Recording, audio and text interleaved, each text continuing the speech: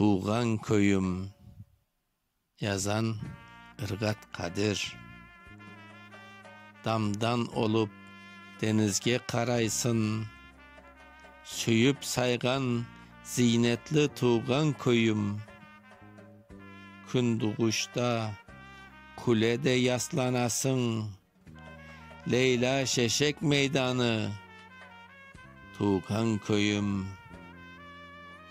Senin dülber turuşun, kuruluşun, dam üstü dam olup görünüşün, kırlar boyu beslenip sozuluşun, kart tarihini andıra tuğan köyüm.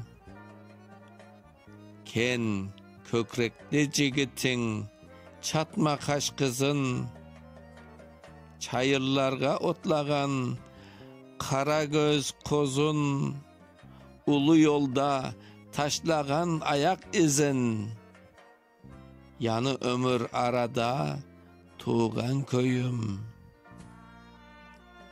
Üylerinde eksik olmasaydı, yaş nesilge çalt ayak koymasaydı, ulu nesil gafletke dalmasaydı, işin geri kalmaz idi tuğan köyüm.